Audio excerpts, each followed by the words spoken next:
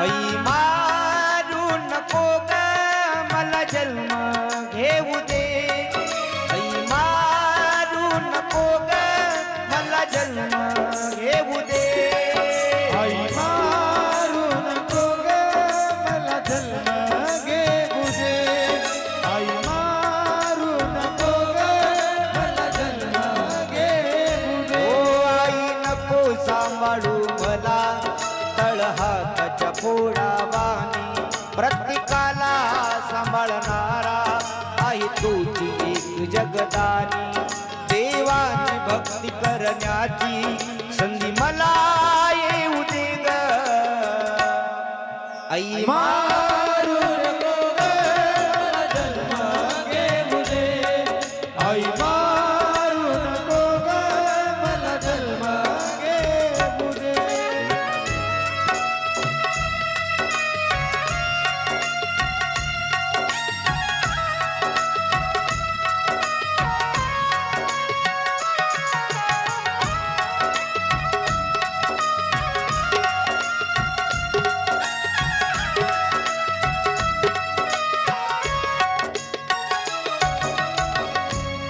तुझ्या वेळी तुझ्या आईनं केलं असतं, आई होण्याचं भाग्य तुला लाभलं असतं कसं, तुझ्या वेळी तुझ्या आईनं केलं असतं, आई होण्याचं भाग्य तुला लाभलं असतं कसं, आई माता आहेस तू राक्षसी विचार सोडून दे ग, आई मारू नको ग मला जन्म घेऊ दे, आई मारू नको ग मला जन्म घेऊ दे.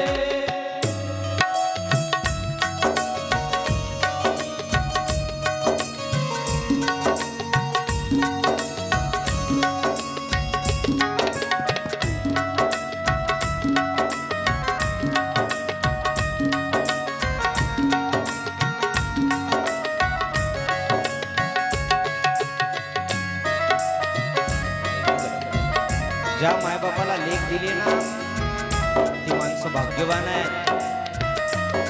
जीवनात आल्यानंतर मुलीचा मात्र गर्भपात करू देऊ नका. तुमच्या डोळ्यात एकच जरी कोणी करत असेल तर त्याला समजून सांगा, बाबा लेख ही भाग्यानं मिळते रे, लेख ही नशिबानं मिळते. लेकीचं प्रेम त्यालाच कळतं ज्याला देवानं लेख दिली आहे. ज्याला मुलगी दिली ना, अभिषात एखादी वेळे मुलगा तरी मायबापाला सांभाळायचा नाही, एखादी वेळेस मुलगा तरी मायबापाला सांभाळायचा नाही गड्या.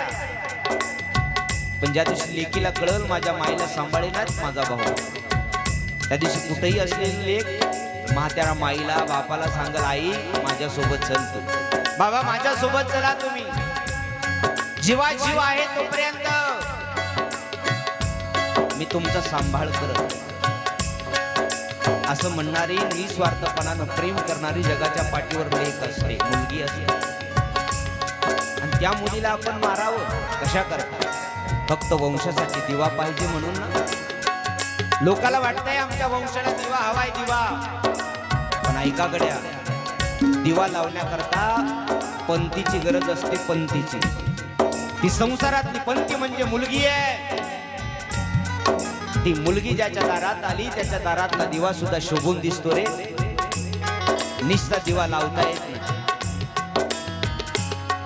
ती प्रार्थना करते, सांग ना आई मला कोण वाचवना,